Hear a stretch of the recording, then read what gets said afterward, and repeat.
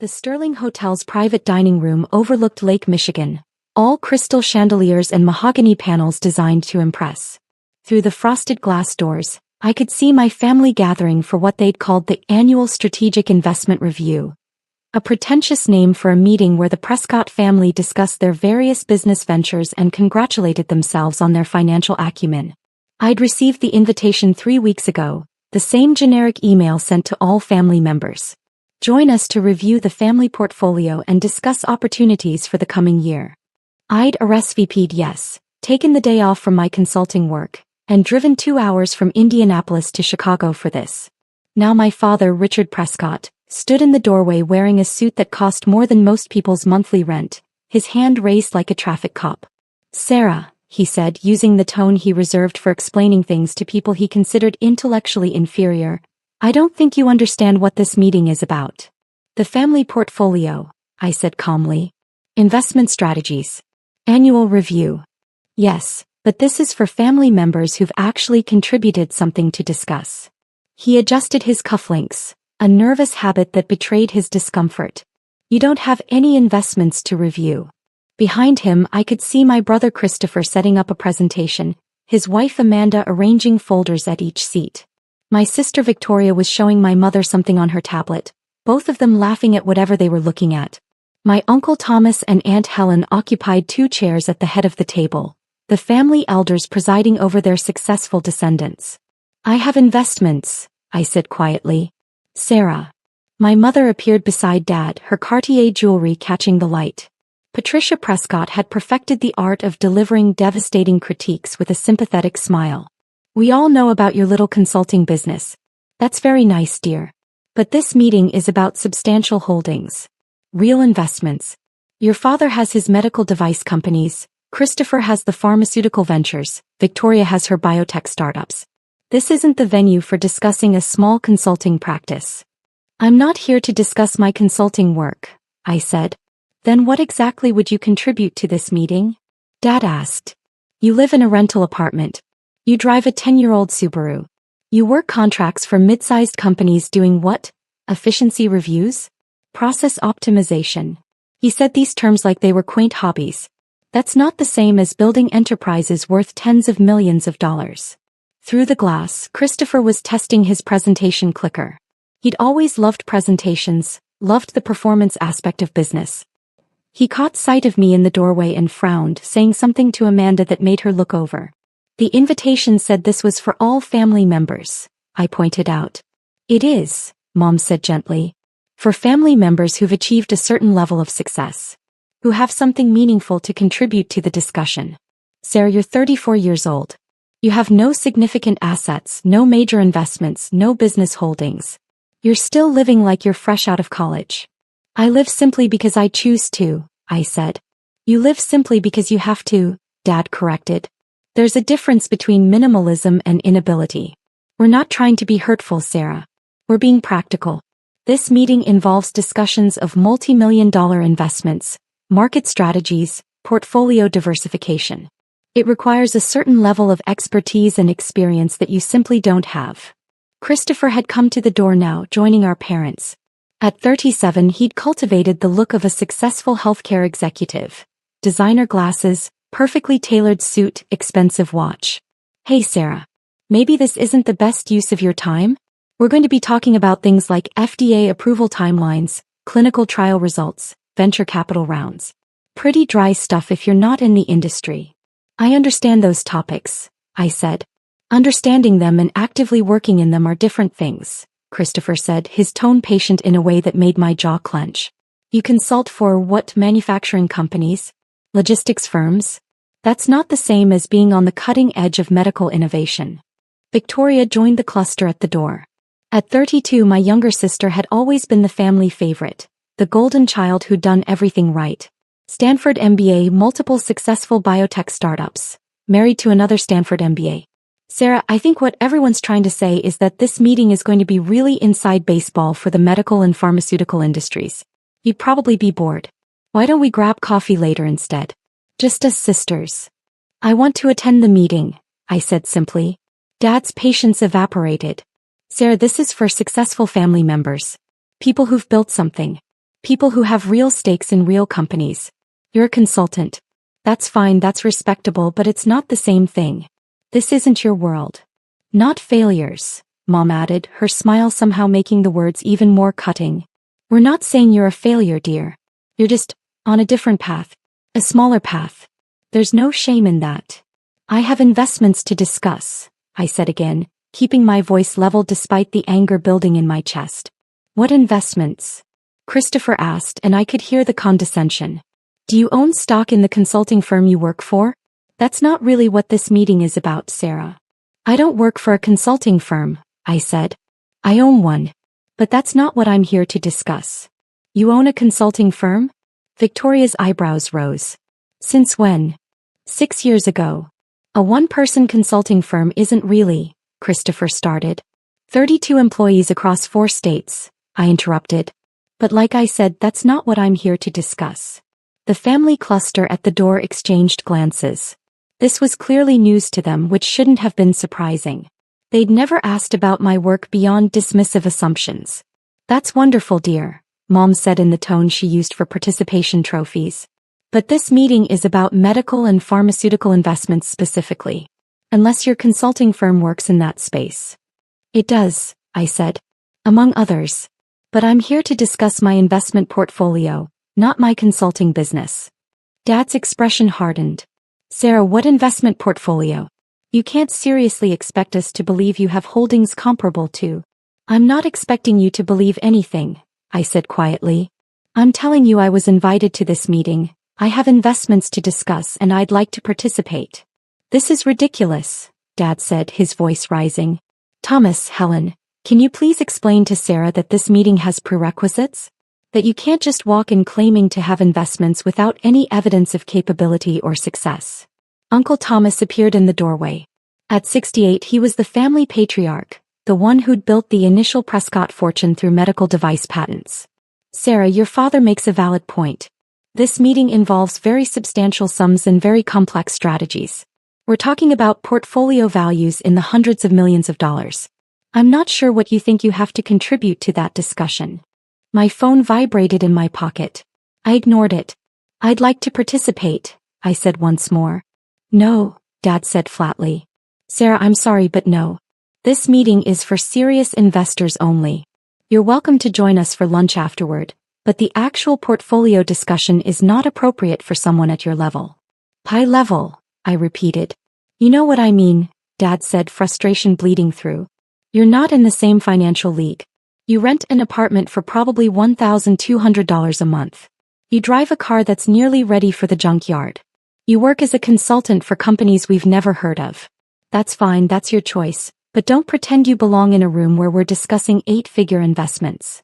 My phone vibrated again. Then again. Someone was persistent. I'm going to ask one more time, I said. May I attend this meeting? No, Mom said, her smile gone now. Sarah, you're embarrassing yourself. You're embarrassing us. Please just accept that this isn't for you and leave gracefully. Fine, I said. I turned and walked away from the frosted glass doors, from the mahogany panels, from my family's certainty about who I was and what I was capable of. Behind me, I heard Dad say something to Christopher about delusions, and Mom adding something about always been sensitive. The hotel hallway was empty, decorated with abstract art that cost more than it was worth. I pulled out my phone. 7 missed calls from James Whitmore, my attorney. 3 from Diana Chin, my investment manager. 2 from Margaret Kowalski, my CFO. I called James first. Sarah, he answered immediately, I've been trying to reach you. We have a situation. What kind of situation? Your family's investment meeting. They don't know your Archway Capital, do they? No, I said. We need to tell them. No. Before they say something or make a decision that can't be walked back. What happened? Richard Prescott just sent out an email announcing a major restructuring of Prescott Medical Devices. He's planning to take on significant debt to fund expansion, using the company's existing revenue as collateral. He's presenting this to the family meeting right now as a done deal. I closed my eyes. How much debt? $180 million. The problem is Archway Capital holds their existing debt, $220 million worth. Under the terms of that debt agreement, Taking on additional senior debt without noteholder approval constitutes a default event, which would trigger immediate repayment requirements, I finished. Exactly. If Richard announces this restructuring and you're forced to call the debt, Prescott Medical Devices goes into bankruptcy. Your family loses everything. My phone buzzed with an incoming call. Diana Chin. James, hold on. I switched lines. Diana. Please tell me you're stopping this, Diana said without preamble. Christopher Prescott just sent out a press release announcing a merger between his pharmaceutical company and a European competitor. The merger involves liquidating his preferred shares to fund the deal, preferred shares that Archway Capital owns 70% of. He can't liquidate without majority shareholder approval, I said. I know that. You know that. Christopher apparently doesn't know that. Or he doesn't know Archway Capital is you. Either way, if this goes public, the merger falls apart, his company loses credibility and all shareholders lose money. Including you. How much money? Your position would lose approximately $90 million in value, maybe more. My third line showed Margaret calling. Diana, I need to call you back. I switched lines. Margaret. Victoria Prescott Strand is presenting a biotech investment opportunity to the family meeting, Margaret said, her accountant's voice crisp with concern. She's asking family members to invest $50 million in a clinical trial for a gene therapy treatment. She's describing it as low risk, high reward. And it's not. The trial has a 12% chance of success according to industry standards. It's high risk, potential high reward.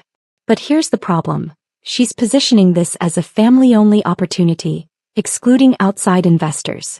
Under SEC regulations, if Archway Capital has information about this investment, which we do because we're a major investor in 3 competing gene therapy companies, and we don't disclose that information when other family members are making investment decisions, we're potentially liable for securities fraud. You're telling me I need to tell them who I am, I said. I'm telling you that this entire meeting is a legal and financial minefield, and the only way out is full disclosure. Immediately. Through the walls, I could hear the murmur of voices from the private dining room. My family, making decisions about investments I'd been funding for years without their knowledge. My family who just turned me away from their meeting because I wasn't successful enough to participate. What's the total exposure if I let this all play out? I asked Margaret. Best case, $200 million in losses across your various holdings.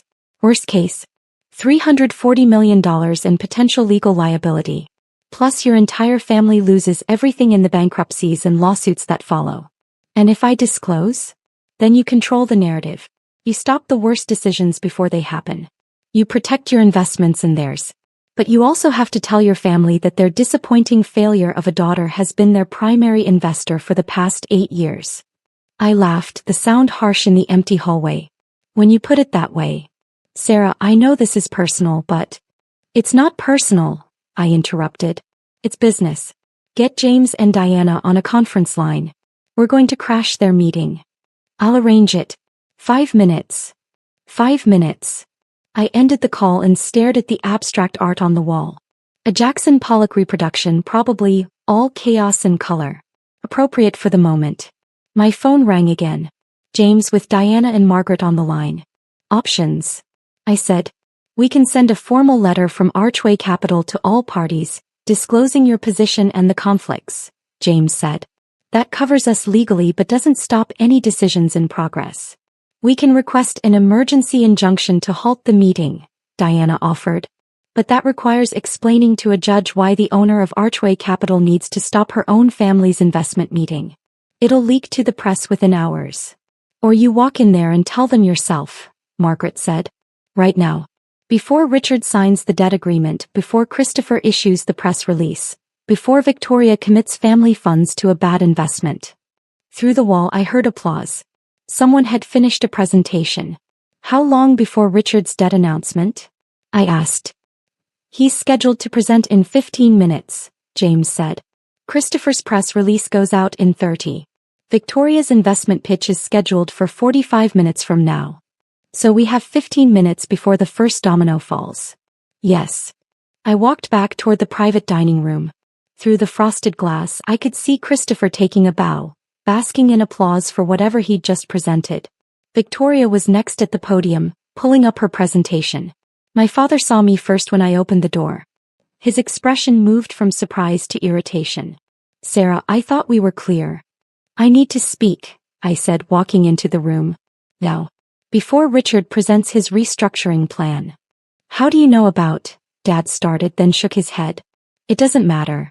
Sarah, this is a closed meeting. You need to leave. I'm a major investor in Prescott Medical Devices, I said clearly. I have a right to be here. The room went silent. Christopher had frozen mid-bow. Victoria stood at the podium with her mouth slightly open. Mom looked confused. Uncle Thomas frowned deeply. What are you talking about? Dad demanded. Archway Capital holds $220 million in debt obligations from Prescott Medical Devices, I said. The debt agreement includes covenants that restrict taking on additional senior debt without noteholder approval. Your restructuring plan violates those covenants. Dad's face had gone red. That's impossible. Archway Capital is a New York investment fund. You're a consultant in Indianapolis. I'm the sole owner of Archway Capital, I said. I have been for 8 years. That's absurd, Christopher said, finding his voice. Archway Capital manages over $2 billion in assets. You can't possibly. $2.3 billion as of last quarter, I corrected. Across 47 investments in medical technology, pharmaceuticals, biotechnology, and healthcare services. My team includes 12 investment managers, 6 analysts, and 4 attorneys. Our offices are in New York, Boston, and San Francisco. This is insane, Victoria said. You expect us to believe you own a multi-billion-dollar investment fund? I don't expect you to believe anything, I said, pulling out my phone. James, send the verification documents to everyone in this room. Phones started buzzing around the table. People pulled them out, opened emails, began reading. I watched understanding dawn on their faces in stages. Confusion, disbelief, shock, horror. These documents show Archway Capital owning significant positions in all of our companies, Uncle Thomas said slowly, looking up from his phone. Is this real? Call your attorneys, I suggested. Have them verify. I'll wait. Uncle Thomas did exactly that, stepping away from the table with his phone pressed to his ear.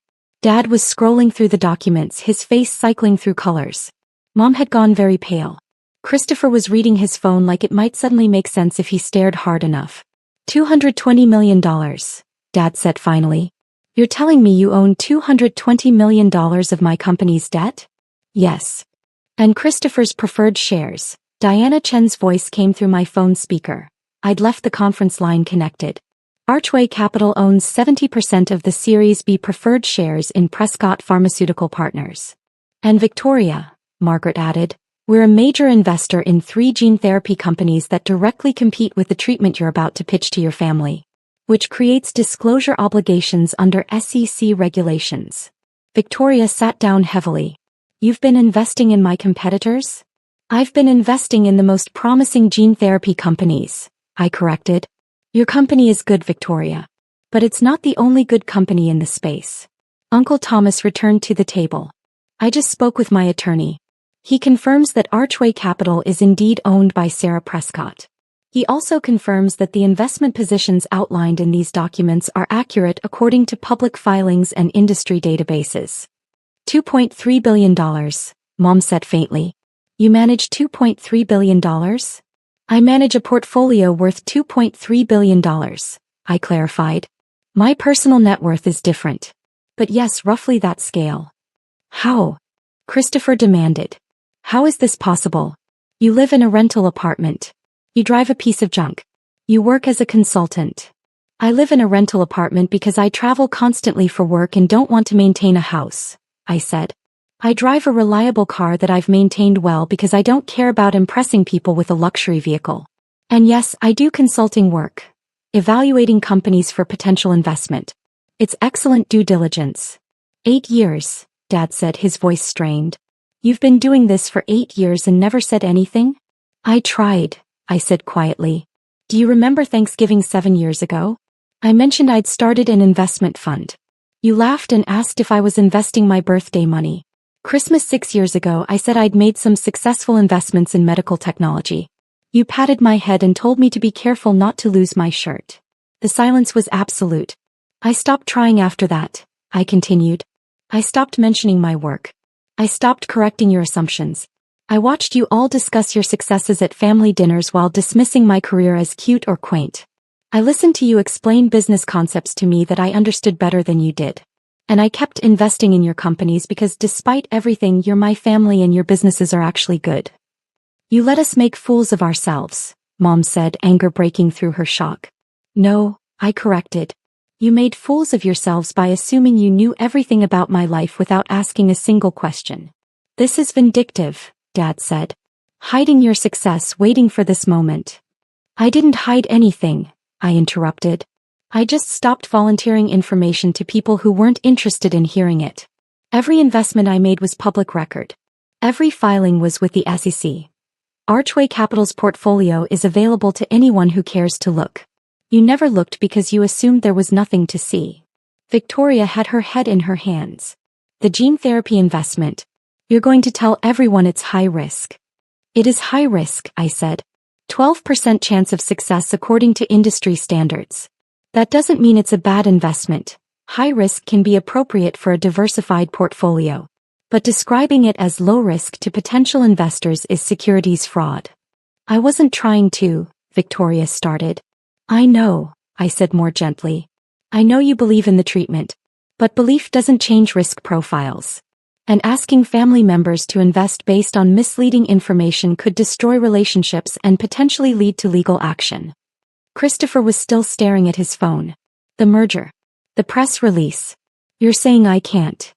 You can't liquidate preferred shares without majority shareholder approval, I said. Which means you can't complete the merger as structured. I'm sorry, Christopher. I know you've been working on this for months. But the deal needs to be restructured. How long have you known? He asked, his voice tight. About the merger? 6 weeks. My team analyzed it thoroughly. It's not a bad deal, but the structure is wrong. If you'd known to ask me, I could have helped you fix it before you committed to terms. And my restructuring? Dad asked. You're going to block that too? I'm going to require approval as a note holder, yes, I said. Which I'm willing to give, but only after reviewing the terms carefully. The expansion plan is solid, Dad. Your company is positioned well. But taking on $180 million in senior debt at the proposed terms would put the company at significant risk of default. There are better ways to finance expansion. Better ways you'll dictate, Dad said bitterly. Better ways I'll suggest, I corrected. As the holder of $220 million in existing debt, I have a vested interest in your company's success. I want to help, Dad. I've always wanted to help. You just never wanted my help. Uncle Thomas had been quiet through all of this, reading through documents on his tablet. Now he looked up. Sarah, these filings show you made your first major investment 9 years ago. You were 25 years old. Where did you get the initial capital? Inheritance from Grandpa, I said. The $500,000 he left me when I graduated college. You all told me to invest it conservatively, maybe buy a condo. I invested it in a medical device startup that was looking for angel funding. The company was acquired 3 years later for $47 million. My stake was worth $8.2 million. Grandpa John's money, Mom said slowly. You turned $500,000 into $8 million? That was the first investment, I said. I've made 183 investments since then. 147 were successful, 29 broke even, 7 failed completely. The successful investments included 3 IPOs, 12 acquisitions and ongoing positions in 47 companies. Total return over 9 years, approximately 4,600%. The numbers hung in the air like smoke.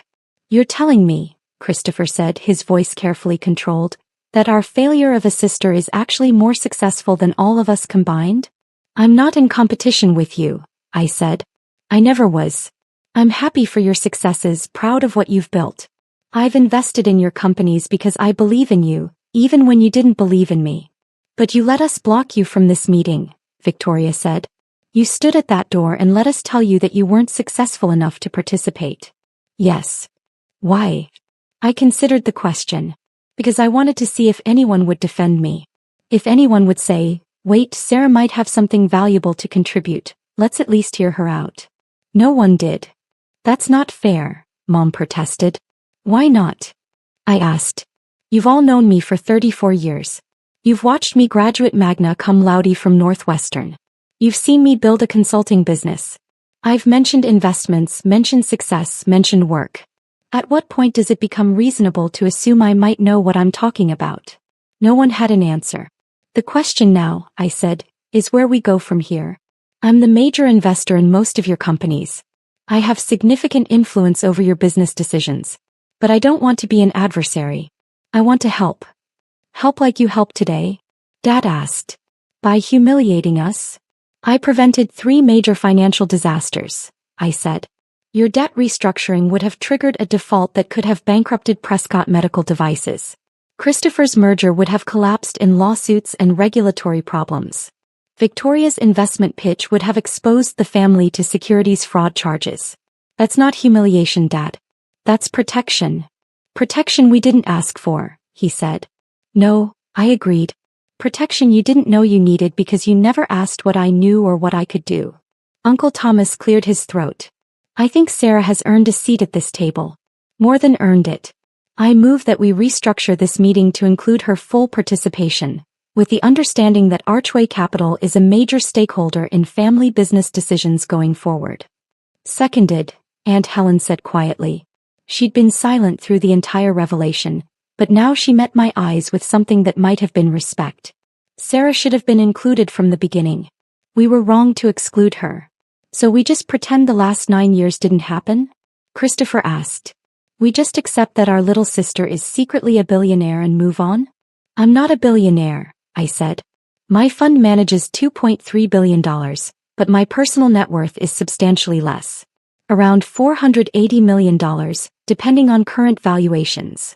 The room absorbed this information with varying expressions of shock. Around $480 million, Victoria repeated. You say it like it's nothing. It's not nothing, I said. But it's also not relevant to whether we can work together as a family. The question isn't how much money I have or how much money you have.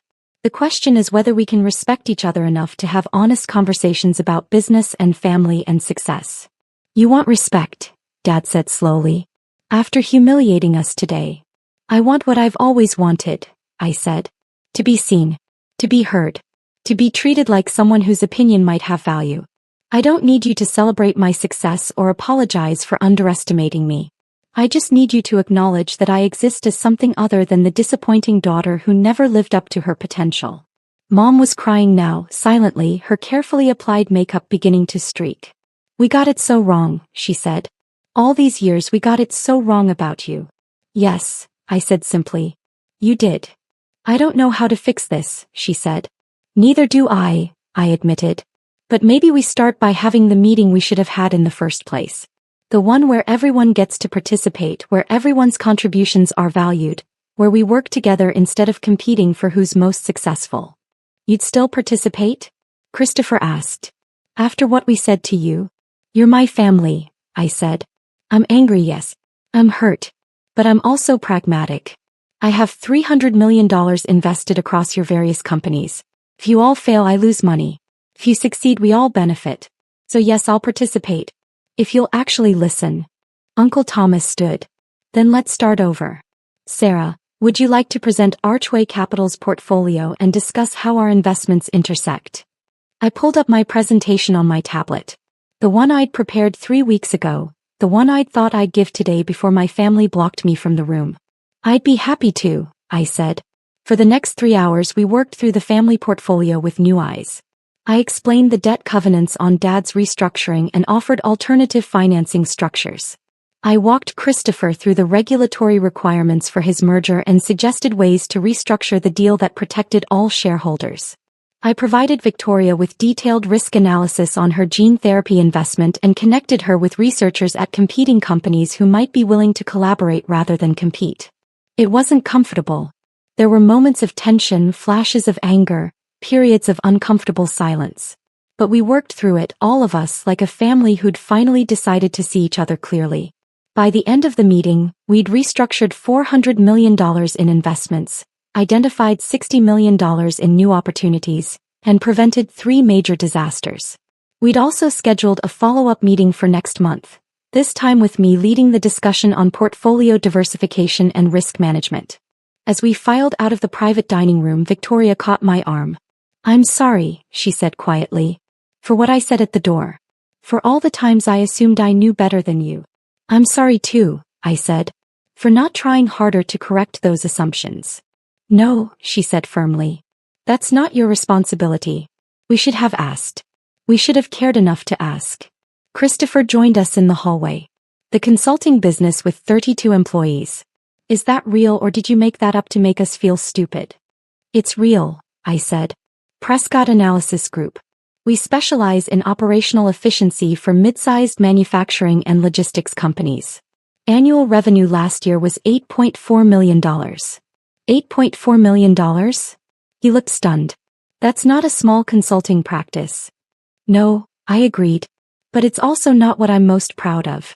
The work is good, but it's not my passion. The investments are where I make my impact." "What is your passion?" he asked. I smiled. "Funding medical innovation that helps people. Finding treatments that work. Supporting researchers and companies that are trying to solve real problems. That's why I invested in all of your companies in the first place. You're all doing good work, even if you're also insufferable sometimes." He laughed, the sound surprised. "Fair assessment." Mom and Dad approached together, their earlier confidence replaced with uncertainty. "Sarah," Dad said, then stopped, seeming unsure how to continue. "We owe you an enormous apology," Mom finished. "Not just for today. 4 years of assumptions and dismissals and treating you like you were less than you are." "Yes," I said. "You do." "I don't know if we can fix this," Dad said. "I don't know if you can forgive us." "I don't know either," I said honestly. "But I know we can try. That's what families do, right? We mess up and we hurt each other and we try to do better." "We will do better," he said. "I promise you that." "Don't promise," I said. "Just do it. Show up. Ask questions. Listen to the answers. That's all I've ever wanted." Uncle Thomas had been waiting by the elevators. As I approached, he smiled. "Your grandfather would be very proud," he said. "He always said you had a head for business. We should have listened to him." "He was right about a lot of things," I said. "He was. And Sarah, thank you for protecting us today. Even after how we treated you. That took character." "It took pragmatism," I corrected. "And maybe a little bit of stubbornness. I wasn't going to let you all destroy yourselves just because you underestimated me." He laughed. "Fair enough." I left the Sterling Hotel and walked to my 10-year-old Subaru, which started reliably like it always did.